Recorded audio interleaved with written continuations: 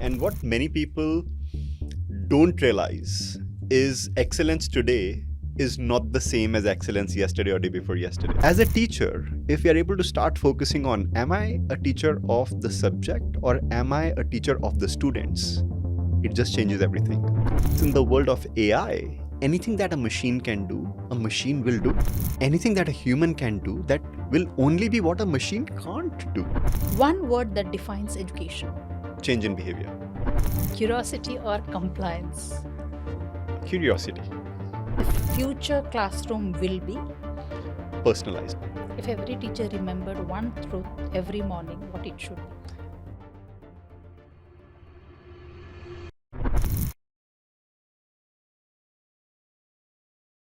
Welcome to IncluED Talks, celebrating perspective from inclusive conversation to global impact, where meaningful conversation inspire meaningful change. This is DrSR, your host for IncluED Talks. Today's theme: Beyond Standards, Balancing Structure, Soul, and Innovation in Teaching, reminds us that while standards build consistency, it is compassion that builds connection, creativity that fuels innovation, and individuality that transforms learning. Together, let's explore how educational excellence is achieved when structure and the human spirit work hand in hand. Joining us today is Mr. Rishabh Khanna, founder and CEO of Surasa and the International Teachers University, a global educational visionary dedicated to transforming teacher development, advancing professional standards, and preparing educators to thrive in the age of AI. Driven by the belief that when teachers succeed, nations succeed, Mr. Rishabh continues to inspire policies, framework, and innovation that elevate teachers as catalysts of societal transformation in a changing world. Welcome to IncluED Talks, Mr. Rishabh. Thank you, How Dr. are you Reshma. doing today? Thank you so much, Dr. Reshma. While you were introducing, I was thinking, wow. When you're working on things, one doesn't even realize what they're working on. But the way you put it, it made me think about my work. I think That is achieved by you. That's a tremendous achievement, I would say, that which inspires many of the people across whoever comes in connect with you. But just that introduction made me realize that this conversation, while I'll be able to share my perspectives, I think the way our conversations have been, I'll also get a lot to reflect during the conversation. So thank you so much for having me today. Most welcome. Let's begin with a question. Obviously, we are here to have the question and answers and understand your perspective, what we relate with IncluED Talks. Uh, we know that every educator has a probably asked a question at a time: what really makes a teacher exceptional? Is excellence about results, relationship, or something far deeper? In your view, what does true excellence in teaching look like in the 21st century? So first of all, thank you so much for this question, because the way you've structured the question, you're not just talking about excellence in education or excellence in teaching, but excellence in teaching in 21st century. And what many people don't realize is excellence today is not the same as excellence yesterday or day before yesterday. 20 years ago when we were talking about teachers teaching in the classroom, and by the way, there are many countries that still follow frameworks and structures from 20 years ago, and they're measuring teachers Traditional on that. methods at times. But excellence at that time meant who can deliver knowledge better, who can bring information to the classroom and give more content to the students. I think we've moved far ahead of that, right? Right. We are no more looking at how much content does a teacher know. Today, if somebody can explain, can present, and evaluate how much has somebody learned better, even if they know lesser content than somebody else, they would have hit excellence. Yeah. So excellence today, I feel, no more means how much content can you deliver. It actually means that are you able to deliver in a way that somebody is able to learn, and then you're able to evaluate how much have they learned? and communicate that to the person, It's vast. that's the extent that you've reached, and how much more do you need to travel? So, uh, you know, traditionally, whenever we have delivered education, we've always focused on this is the curriculum, this is what passing marks are, Mhm. this is how much somebody has learned. And passing marks have always been about that 33, 40%, 50%, 70% in different frameworks have been Numbers. about how much content has somebody been able to grasp and how much were they able to present in an examination. We're far ahead of that, right? We're in a place where Has a definition about good teacher, what we say in that inverted manner, that okay, this is a good teacher, changed enough in comparison to earlier 15 years back, if we see? 100% it has changed, but how many people have accepted that changes the point? Mm-hmm. Uh, I meet like thousands, tens of thousands of teachers almost every year. Visit hundreds of Across the schools countries, across the world, across the world. and I've seen those classes where a teacher is actually teaching in a village under a tin shed, super hot, temperature. And this teacher, students are sweating, teacher is sweating, but everybody's so engrossed in the experience of learning. Mm-hmm. It's excellence. And then I've seen. Then how should the schools redefine excellence beyond those scores, what we were talking about, the numbers? How can that happen? So I'll give you three terminologies on that. Excellence today is about how much have students traveled, okay? So if a teacher is able to identify where did every single student start and where did they reach? So progress, attainment, and achievement. A lot of people have talked Wonderful. about this. Yep. A lot of people have talked about this, but today we finally have technology where we can actually measure every single student's progress in the class. People start at different places. There's some student who would start at grade level, somebody would start their maths 8th standard, but they would be at a 5th standard maths knowledge. So everybody's starting at a different point. Mm-hmm. So progress for every student would look different. Mm-hmm. Then we have attainment of what curriculum has actually defined for us. And then achievement. For everybody, achievement would look different. Somebody who actually is starting the 8th grade maths class with base knowledge of already 9th and 10th standard math, for them achievement cannot mean achieving 8th grade math standards. So for us, excellence today, I think for everybody, for teachers, excellence today should be about individual teacher growth and development and measured with progress, attainment, and achievement.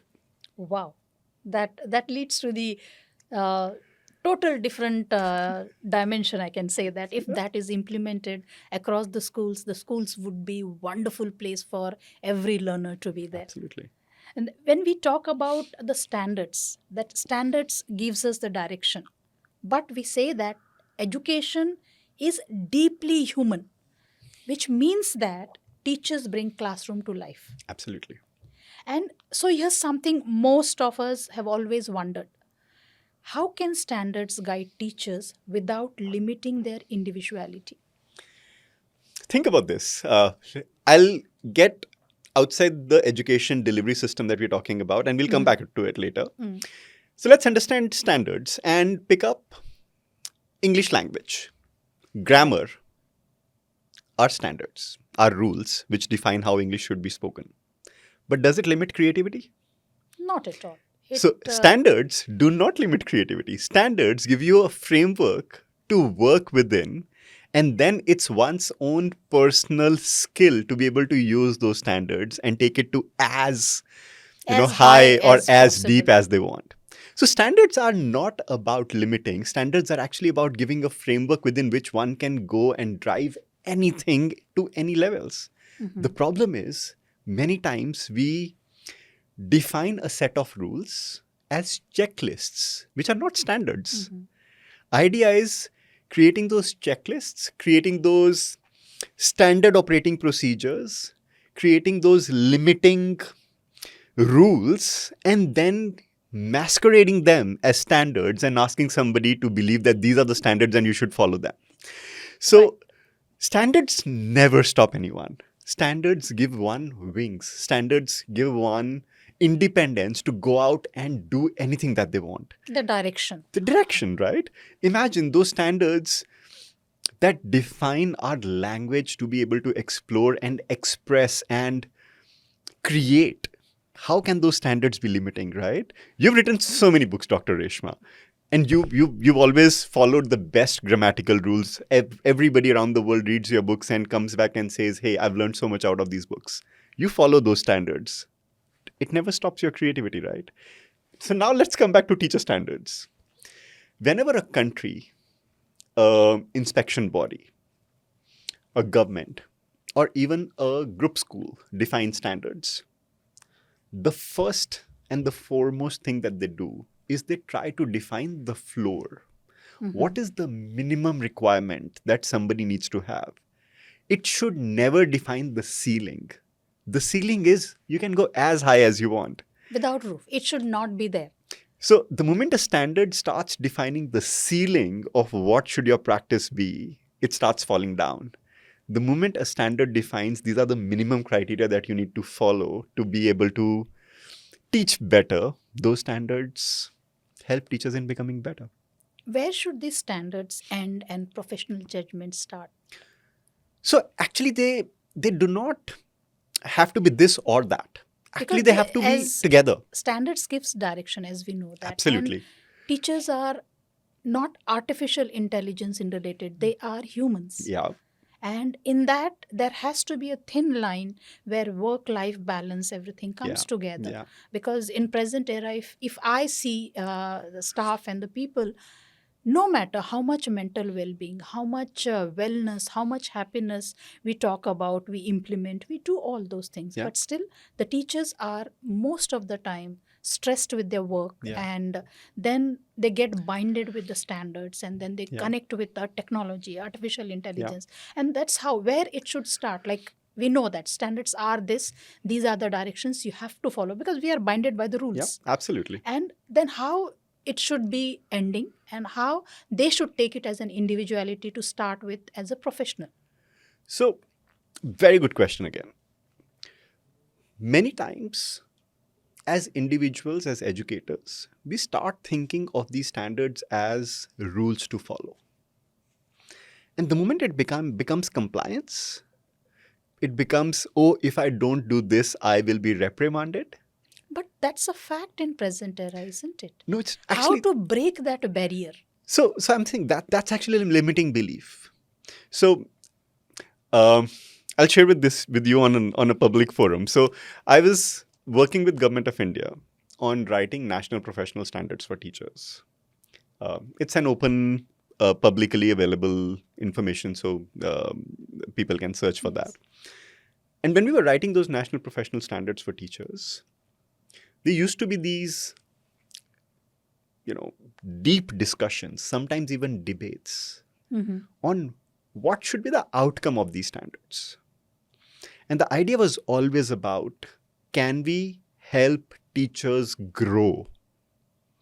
Can we define the direction of a teacher's career trajectory so that when they follow those standards, they become more successful? And now, if you take a step back and start thinking, what does a teacher's success really mean? A teacher's professional development, a teacher's ethical development, a teacher's practice, a teacher's every kind of development always has to be focused on one thing, that's students' learning outcome.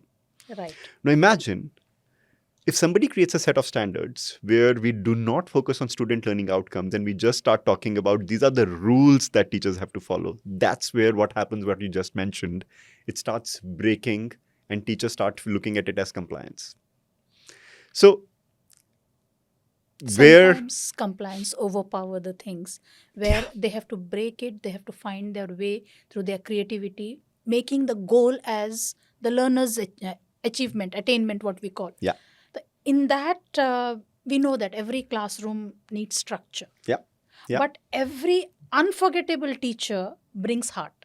Absolutely, 100%. Generally, what we say that. Yeah. Your work focuses on developing professional standards, as you rightly said now. And that's particularly for teachers who are the backbone for the school development. Yeah. Irrespective of whether they are connected with the students or the parents or the further community or they are answerable to their line managers or the leadership team. How do we ensure that structure strengthens teaching rather than making it mechanical. Is there any pointers, because your Yeah, vast experience and your absolutely. standards what you have put up, is there anything which the teachers can take to make it come live always, because they become mechanical at times? Absolutely. I'll tell you one thing that teachers can use as the gold standard to be able to transit through this structure of standards versus what should they actually do in the classroom. You'll always find two type of teachers in today's world. There'll be teachers who'll be outstanding practitioners of the subject, and they'll usually go and teach the subject. Mm-hmm. And there'll be teachers who'll be outstanding practitioners of subject and practice, but they will always teach the student. So as a teacher, if we are able to start focusing on, am I a teacher of the subject or am I a teacher of the students? It just changes everything. So the gold standard is, when you're following the standards, remember that the standards are for you to be able to deliver learning to the students, not deliver the subject. Does empathy play a role into that? 100%. 100%. Empathy cannot be separated from high quality teaching. And see, it's all binded again. There is a structure, there's a management along with the frameworks, and everyone is answerable and accountable to something or the other. The pressure builds up. Yep. When it comes to the hierarchies, when it comes to putting the systems together, automatically the pressure builds up. Mhm. In that, how can schools preserve this humanity or human touch or empathy uh, while improving quality assurance? Because the quality assurance comes on the requirement as compliance is that we are governed by someone or the other. Absolutely. And we are answerable to that. So then how can the school work on that area where they preserve that human touch, they preserve that live thing, because the smile somewhere or the other matters a lot. When the teacher enters with the smile, the children's day begins and it flourishes. But when it is the teacher gets inside with the stress or has piles of work put up on the head, or knows that, okay, I have to go back and then finish up this task, so many things are there.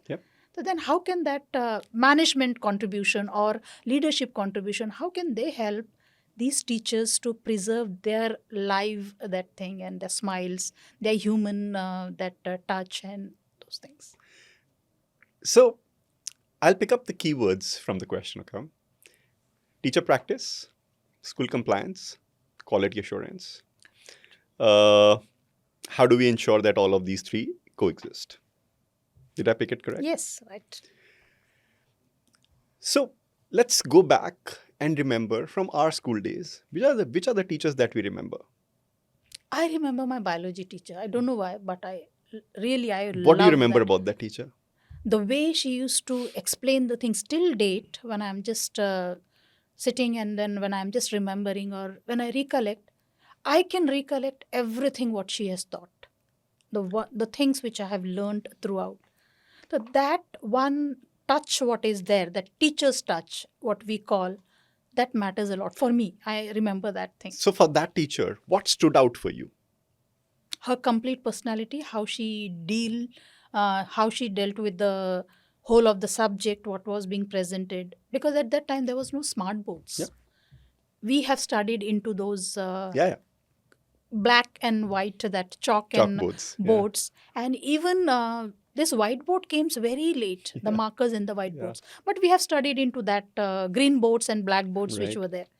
In that, definitely the diagrams what she used to draw in while teaching, so with the perfection, and so that it gets absorbed and embedded in the child's mind. So that was the teacher's practice, what we call. So if you have to now define the same teacher's practice on quality assurance, would you consider that this was high quality teaching or not high quality teaching? Yes, it was high quality teaching for me. And even if you now look at it, and you're a school leader, so even if you look at that teacher, forget the smart board, forget everything, and you try to compare it to the quality assurance standards that we have today, do you still consider it high quality teaching or not? The whole perspective may be different. Like how the things were at that time in comparison, what the governance used to have, what the Yeah. compliance used to have, that was totally different. But think about it, And just from today's perspective. yeah, it will be. It will It be will be high towards, quality, yes, it will right? be towards high So you quality. see, high quality teaching stays high quality teaching No matter where. across standards. Right. So when we now talk about quality assurance, it's actually not about assuring whether the set of rules have been met or not. It's about, did the student feel connected to the teacher? And was the teacher able to empathize? You know, many times people feel empathy is all about just feeling what the other person is feeling and reacting to that, right? And believe me, many people are not even able to tell the difference between sympathy and empathy. But we'll not go there today. That's a topic for another We'll day. have it another day. But empathy as a teacher could also mean knowing where the student is right now and how do you take them from where they are to where you want them to reach by creating those experiences for the student. For you, for that biology teacher, that experience that they created has stayed with you. So in terms of cognitivism, it moved from your short-term memory to a long-term memory and has stayed there as a memory that you still go back to and you're able to vividly remember that. Right? Your neural pathway for that has been very strong. That I know the name also. Yep. I know the address also. So I know each and everything about that. That's what I'm saying. Because that's what the teachers are meant for. Because exactly. many teachers worry that standards what we have, they reduce the creative freedom.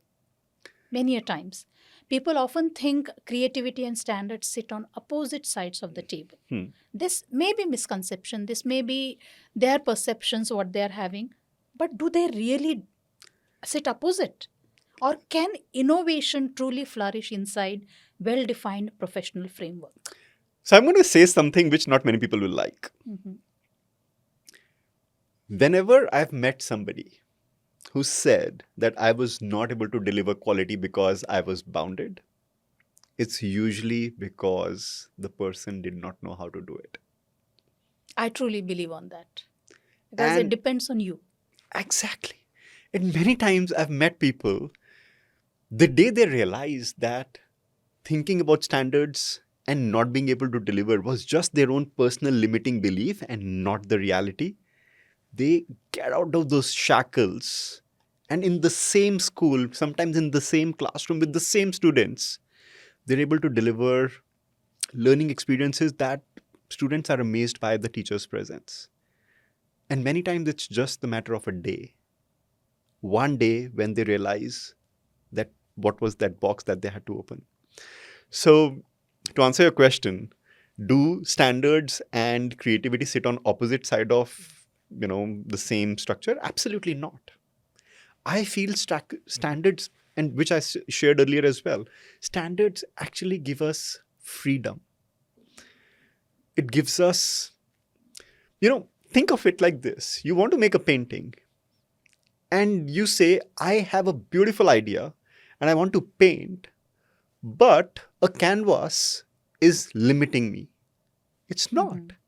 It's giving you a space to practice your ideas, right? That means class can be a canvas. Exactly. And the teacher can be the one who inspires the students to paint it in a beautiful way. Yeah. And then those colors, the three primary colors, right? Those three colors are your standards. Now you can mix them and match them and build anything that you want. But you can't go out and say, hey, because you only gave me three colors and I'm now stuck on these three colors, so that's why I can't do anything. Now, a teacher who's at a creativity level will actually mix and match and build their own beautiful colors. And they'll be able to build that. We know that AI is transforming education and it has taken over. It is faster than ever before. But amidst all this innovation and transformation, which uniquely human qualities will become even more valuable in tomorrow's classroom, which is there to stay, the sustainable thing which will be there in the future as well? So I'll pick it up from a teacher's perspective first, and then we'll talk about the whole as a whole. So anything which will lead to a human being more human will automatically become a quality that teacher has to focus on. So everything from collaboration, everything from problem solving, uh, complex problem solving, decision making, um, all of those humane things that a learner should be able to do to be able to survive on an everyday basis, not just as an individual, but as a social human, a teacher has to focus on them.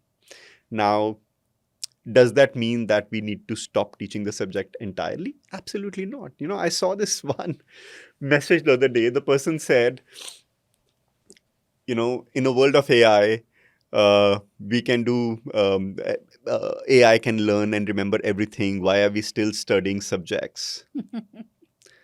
And it's like, in the world of AI automated. is not here to replace, it is here to stay, and we have to work hand in hand. Yeah, so it's like somebody saying, because you have Uber, why do you still have to walk? Uber solves its own purpose. Your legs solve your own purpose. You still need to learn how to walk. We can't just say that we should stop teaching Walking. little kids how to walk. No, it solves a purpose. It solves the purpose of them being able to, do so much more. Similarly, when a teacher goes and teaches those basics of the subject, they still have to create that universe of understanding for the student, and then bring the human part, then bring innovation, then say that now that you understand the building blocks, use AI to go beyond and implement things. And we are actually in a world where the next generation will be AI native. They would have not seen a world without AI. For them, there'll be many things which will be so raw in terms of AI implementation that they'll be thinking from a different perspective. So today, a teacher actually needs to go back now and start thinking that how do I prepare these students who are now coming in an AI native world and build thought processes for them, and what really would mean to be a human in the next 5 to 10 Will years. there be a boom coming up as like, okay, so much compress, we are just doing it long back again, if we relate with our educational backgrounds, how we were taught, how we were just taken care, in that in comparison to that, if we see now KG1 student or the foundation stage student, when they are given, they should know these Yeah. so many things and all, they are getting overloaded. And same is for the higher classes, whether it Yeah. is school teaching learning, or whether it is higher education or beyond that. So when this is there, will there be a boom where everything will blast out, and then okay, get back to the old method, not the actual method, because see, our Yeah. culture, the traditions, the complete literature and the things is so vast and enriched with so many good things, which we take it from there. So will that be, do you think so that that can come, that okay, blast up and then get back to the scratch and then start it again from there, how we used to learn earlier, maybe as a tree? It is being there now. If we walk to the university campuses like Dubai, if you walk through Dubai Knowledge Park, where the universities are all situated, and in the evening, although it looks very beautiful and cozy to walk, but in that, when we see, the students are learning by sitting under a tree, and then there are benches, and the people are brainstorming, and it's not a gossiping, it's a Yeah. brainstorming what Yeah. they are doing. They may be sharing it into their perspective, their way, but it is like, if I remember Shantiniketan, like sitting in under the tree and then having that. Yeah. Do you think so that this type of boom will happen, and these will be converted into advanced Shantiniketan? Yeah. So very good thought. I think with AI, implementation across education systems, it will not become that we have to learn more in less time. It will actually give us a moment to be more mindful. Mhm. It would actually How give can us. that mindfulness come? So it's, you see now, the rut is not about how much more do I remember. It's about how much more do I understand. And to understand and to be able to connect to something, we need to give it time to process. I think as we move ahead with the education systems, the structures that we would want our teachers to know is how do you deliver less and create more impact? How do you deliver the alphabet, the 26 letters, and let the child know that the purpose of these 26 letters is to be able to put them together, and these 26 letters can build so much more. We used to have that in a sequence A, B, C, D, E, F. Like that was a Yeah. sequence A to Z. We used to learn in that manner. But now, if I walk across the KG section, and when we train the teachers or when we hear about that, it has so much advanced, and then we have to go with it is not S. It has to be with the sound. It Yeah. starts with The that. phonics. Yeah, phonics. It starts Yeah. with that thing, and then it goes picking up certain letters from that alphabet and then making the children understand. And then we demand that okay, you have to go with the sequence also. You have to Yeah. remember it with sequence. You cannot have S, A, T, P. Then the sequence changes. Yeah. So this all these things. Why am I asking this? Is because long back, it is maybe in before COVID when it was there. I have visited one of the school in Western country, although I will not name it because it's Okay. one of the very reputed school in Western country, in Europe, I would say that. And there, during that visit, the walls were the interactive panels. Okay. It was foundation stage, and the children used to walk across, touch it, do the scribblings, and Yeah. have that and learning. And only the thing was the floor was not the interactive. Rest, everything was interactive. Such an advanced technology. Wow, it looks like beautiful and all that thing. Then, same thing after the COVID, when I visited it again, maybe after 5 years, I found that they have removed the panels. Normal walls now with normal display boards, as like it used to be earlier. And earlier, the bags were not there in the classrooms. They were having the tables on that. The swipe things were there. Books were e-books. Now they have the bags. Same school I'm talking about. They have the bags. They carry the physical books. And panels are shifted. And normal walls are there where they can have that. So this, is it taking us back or is it taking us forward? So this is a big thought, means for a brain to just have a brainstorming that we say AI. Yes, AI is important. But are we developing our kids or are we lowering down their creative thinking and critical thinking? So I'll actually take it from two perspectives, okay? The entire education system till 5 years ago, let's say COVID, was focused on what can we deliver, and let's measure the easiest possible thing that we can measure on a student's learning and then create scores around it. What technology did was it brought out this clarity that stopped measuring the easiest thing to measure and focus on what learning really means. So now taking it to your example, a lot of technology, a lot of education technology, a lot of AI even today points towards how do we do what we were doing in the past better. And any system which realizes that now the current AI age requires completely new way of thinking and way of looking at education, they start going back to what is a human's requirement or what is a child's requirement for education. Now, the same school that you would have seen that they've removed the panels, you would also see that they would be spending much more time on students now working with each other. Quality, that thing. Students would be talking to each other, they would be collaborating, they would be doing project-based learning, they would be doing social activities. Because in the world of AI, anything that a machine can do, a machine will do. Anything that a human can do, that will only be what a machine can't do. Which means that we are now entering a phase where humans need to learn how to work with each other. We've actually seen year 2000 to 2020 that generations of students have actually become more internal. Students are stuck in four walls. They're working behind a laptop, and it became kind of a strength that, hey, I can sit in a room alone and work for 72 hours and I'm able to deliver so much. Now you click a button and your get laptop everything is on on that, and it's working on its own. There are agents. There are systems now where there's a team leader, which is an AI agent. Then there are multiple team members that are AI agents. And as a person, as an individual wanting to get things done from computer, you actually talk to the project manager, which is also an AI agent. And you're talking to that project manager and giving it tasks, and then it's building everything on its own. So anything which can be done using technology will be done using technology. Everything which will require humans to talk to each other. So now coming back to your question, what would be the boom about? How deeply can one think? Mm-hmm. How deeply can one be creative? How collaborative can one be? Can you think about things which are not yet present in the world?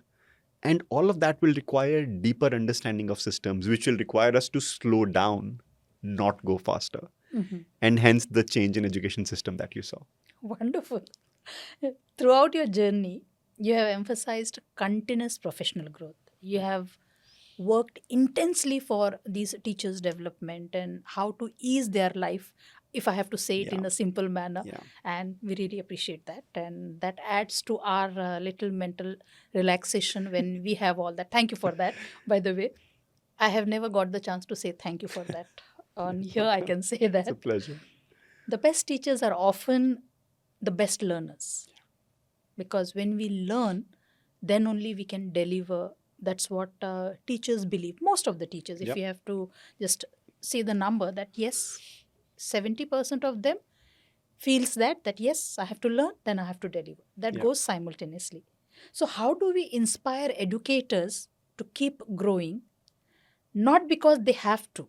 It's not because, oh, this is my job and that's I'm just employed here and that's what I have to do. Not because of that, but because they genuinely want to. This is one of those things that are so close to my heart. I've spent the last 20 years thinking about how do I make teachers successful. I remember we met long back, I 8 could years say ago, that. maybe the first time we Yes, met, yes. and you've seen me only work on teacher education all of this We while. met And for that reason only. We yeah, started with the teachers' development only. yeah, Our conversation started with that. yeah. So what started as a small idea of preparing teachers within the schools became writing standards for countries, became working with licensing bodies in different parts of the world, to now running a university based Yes. out of the US. And I've talked to hundreds of thousands of teachers, Dr. Ishma. And one thing that has stood out for me is a teacher never resists learning. The problem that comes is, or when I see resistance, is when they are not able to understand why I have to learn this. You were talking about compliance. A lot of teacher training, a lot of continuous professional development is not done from a perspective of a teacher's growth and development. It's done from a perspective of compliance. Agreed. I've heard hundreds, like tens of thousands of teachers coming with me, sitting with me one to one and saying, Rishabh, how is this relevant for me? And I've always smiled and said, we need to do some things for the sake of compliance. So does a teacher resist learning? Absolutely not.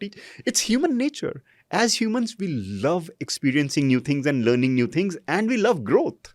I've not met one human who would say that I don't want to grow. The problem is, the very thing that we created for teachers' growth sometimes does not actually, sorry, I'll correct myself. Most of the times does not deliver that. Only professional development that teachers are able to relate to, and they're able to connect to their real classroom practice, they're able to see impact, they never resist that. They want to do more and more of it. Then how do we shift from certification? Generally, we use the word that certification, it's a part of certification. And they have to do that. Yep. That is, enhance their qualification so that they can fit into the race. And how can we shift this certification culture or this thought process? Because it is there. Although we say that we wanted to learn, we wanted to study, we wanted to give our best, but still, at the back of the mind, every individual who is there in the school knows that if we are not getting the upgraded or updated certifications and progressing along with the Yeah. whole world, then definitely that will give us a big setback. So then how to shift this certification culture or that thought process to continuous transformation? So actually, we do not need to shift from certification culture. We actually should continue the certification culture, but with the right needs analysis. If I'm a teacher who requires a skill A, but I'm being certified or I'm being pushed to do a skill B or C, that certificate is worthless. It's of no use.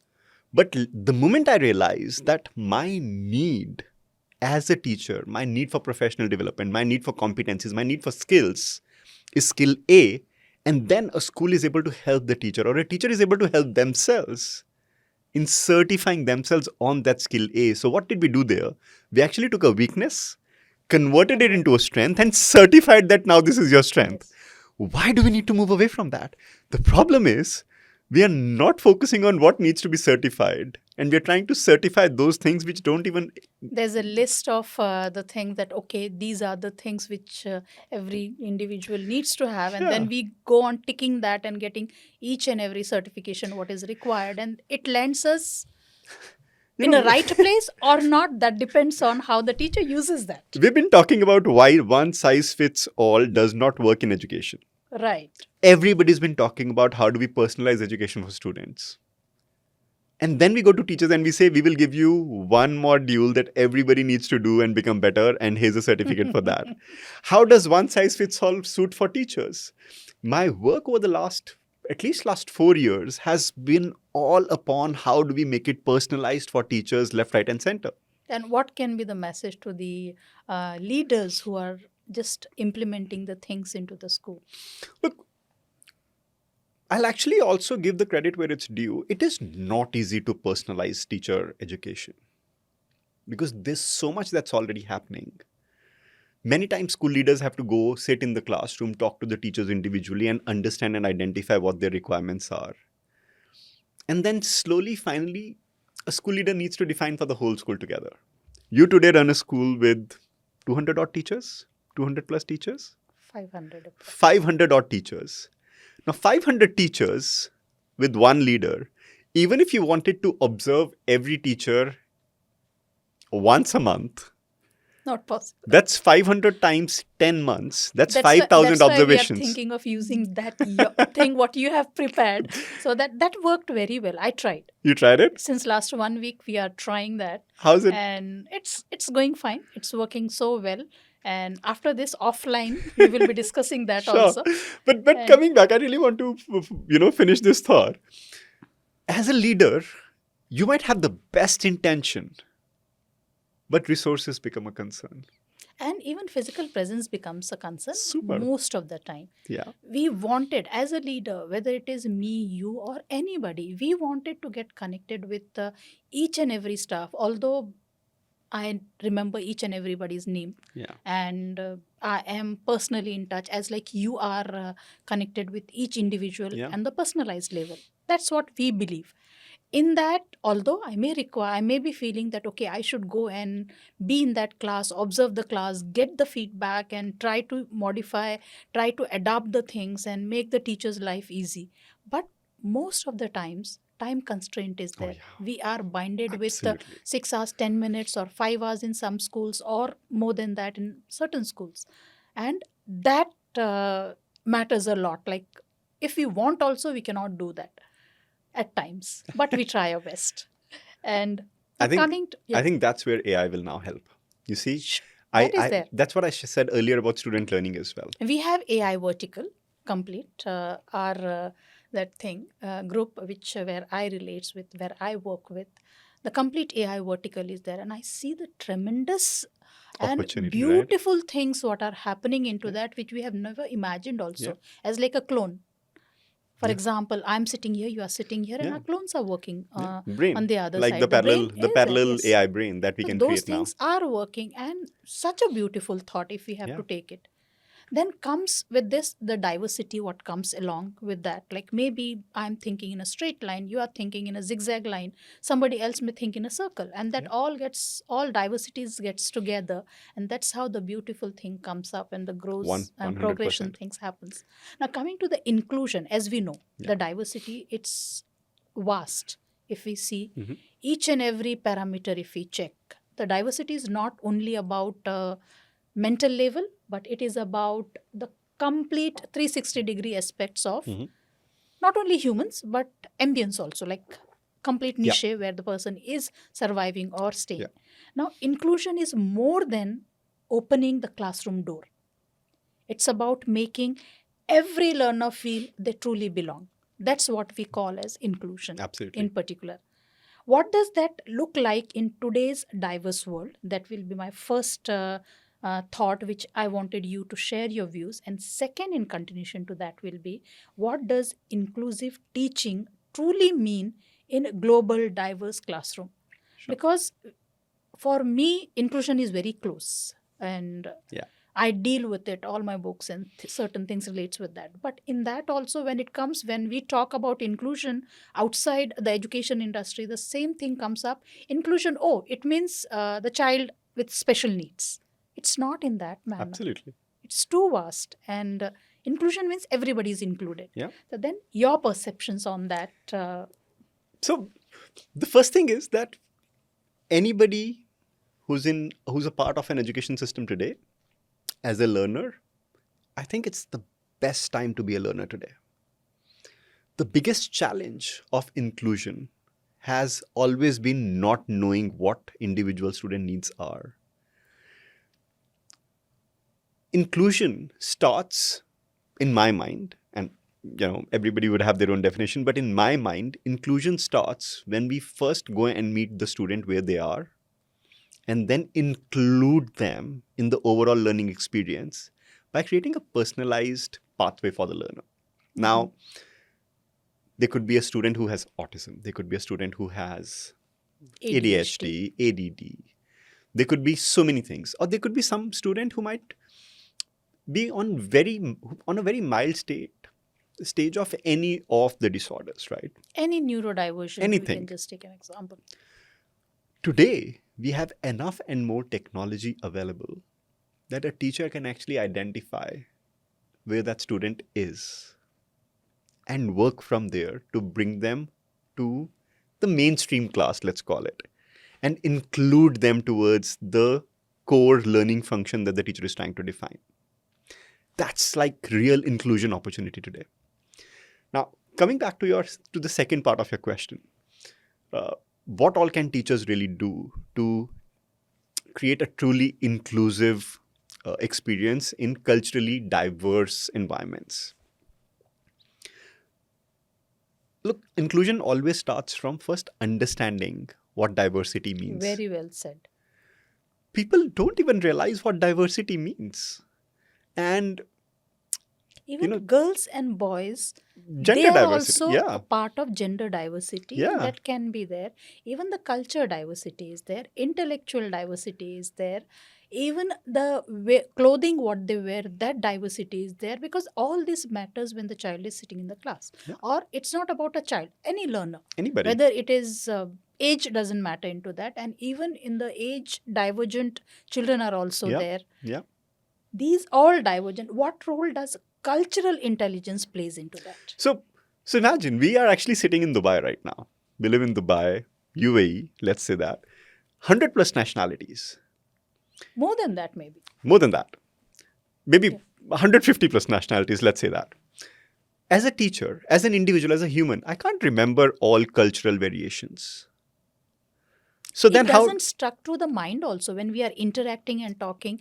That in Dubai in particular, I would say that that difference is not seen there. Yeah. Okay, we are together, we are working, we are having all the entertainments, educations, everything, it is all together, and that country, that culture, that thing doesn't cross the mind also. Yeah. So you see, with such a vast, diverse set of learners, cultures, diverse set of people, what truly is needed is not for somebody to know all the cultures and the background, but focus on the set of standards that the leaders of UAE have given us.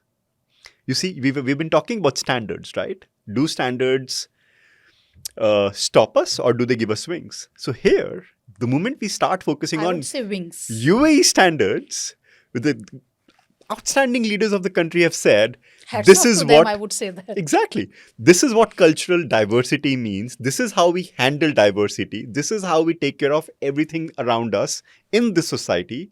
And then we just need to follow those standards.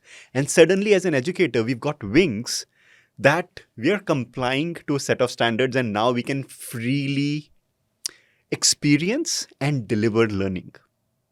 So that's where the role of standards comes in.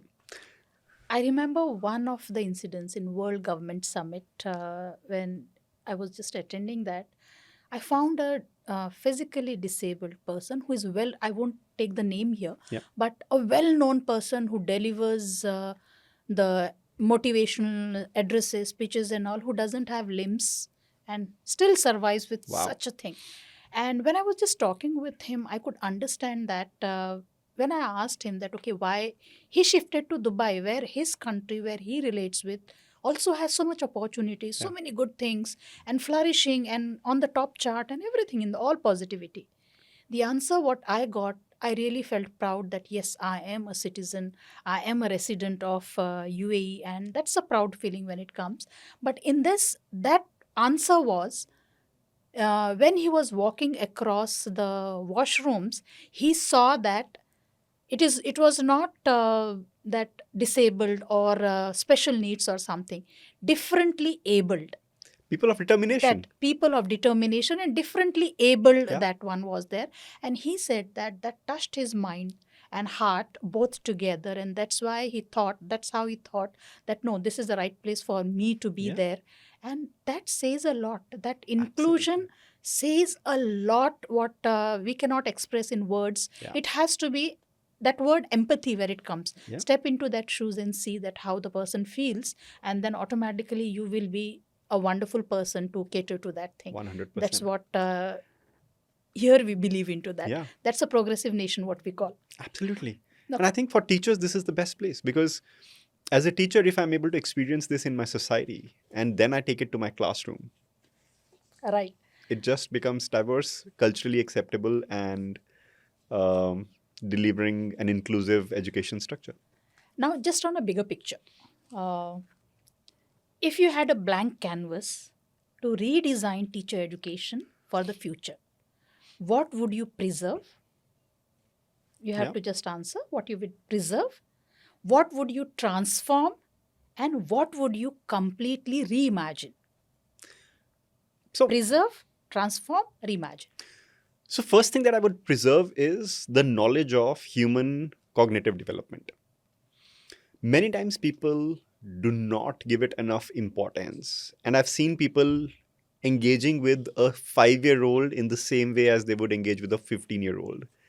And that's the most important part of human cognition that I feel teachers should know. So I would preserve, cognitive development theories, cognitive development structures, and make that as the base for every single teacher to know even before they go into a classroom, so that at least they know where to meet the students.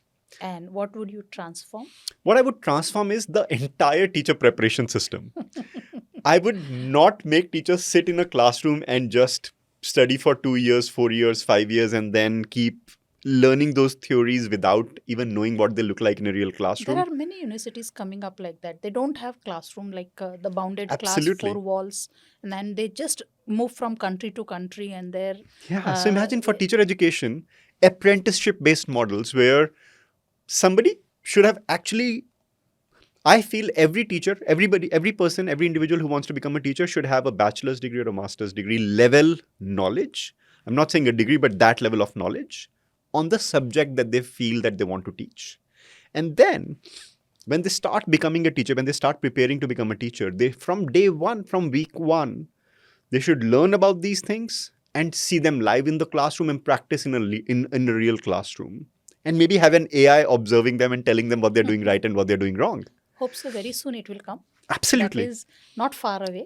Yeah, so that's We what I could would see transform completely. That teacher education should be in real classrooms, not delivering classes from day one, but being with an experienced teacher, seeing what really works, having that experienced teacher by the side, trying to deliver, and then there's somebody who has their back to tell them, hey, let me not play with the students' minds. What will be reimagined? Uh, What would be reimagined would be teachers' career trajectories. Wonderful. We have explored systems, we have explored standards and innovations which relates to artificial intelligence and sustainability. It's here to stay. Now let's pause for something a little more personal. Okay. Because behind every educator is a story that inspires the journey. Now, this heart to a heart with educators, this segment, just 2, 3 pointers and very short to understand what Mr. Rishabh Khanna is. What has been the most humbling lesson you have learned from a teacher? Very short. So,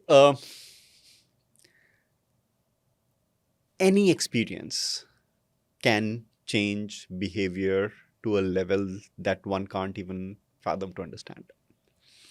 Any experience. And that's what I've seen teachers delivering. One experience changed the trajectory of somebody's life completely. I've seen so many teachers doing that. When do you personally feel most fulfilled as an educator? When I see a teacher smile at the end of the day because they've been able to overcome their limiting beliefs. Was there any student who changed your understanding of education forever? Oh, so many. And all teachers are my students, I teach teachers. So many teachers whom I see delivering excellence on an everyday basis. And when I see them, it gives me motivation and energy to do more. What keeps you optimism? What keeps your optimism alive despite the challenges facing in education? Uh, that smile on the face of the students when they have an outstanding teacher. If every teacher remembered one truth every morning, what it should be? Their smile can transform lives. Wonderful. That means we don't have to enter more. That is there. Now, time to switch gears. Here's our favorite segment: quick questions, instinctive answers, and lots of insight. Okay. Ready? Yep. Let's dive into the perspective pulse, what we call. One word that defines education. Uh, change in behavior. One word that defines inclusion. Meeting uh, uh, uh, personalized learning Standards or innovation. together. AI or emotional intelligence. Together. Curiosity or compliance. Curiosity. One practice every school should stop. Stop boxing the teachers. One habit every teacher should develop. High expectations out of every student. One quality every future teacher must possess. Understand human nature. Now fill in the blank, complete the sentence. Every child deserves Uh, equal opportunities. the Equity. future classroom will be. Personalized. Hyper personalized. A teacher is remembered because.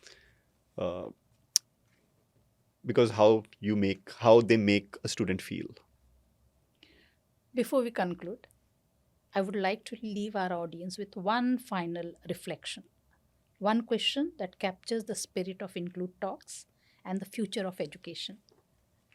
If you could leave one enduring message for every teacher, school leader, policymaker, or the management, or anyone across the world, one message that balances professional excellence with compassion, innovation, and standards with the soul of teaching, what would it be?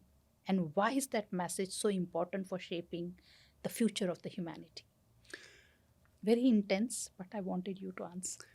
And it might come out as something that many people already talk about, but I believe the purpose of education is unique growth pathways for every learner.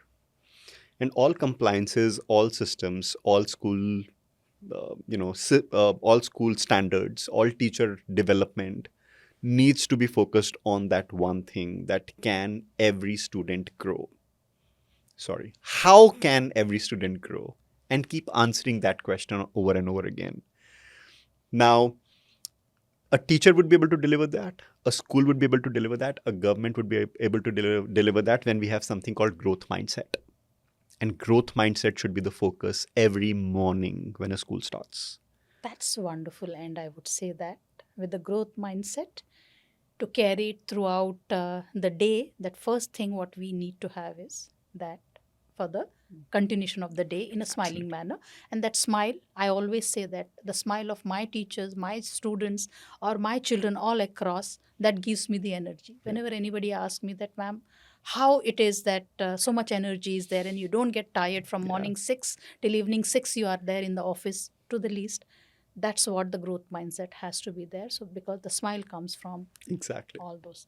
Thank you, Mr. Rishabh. It was wonderful having all the insights and perspective. By the way, I have seen the other side of Mr. Rishabh.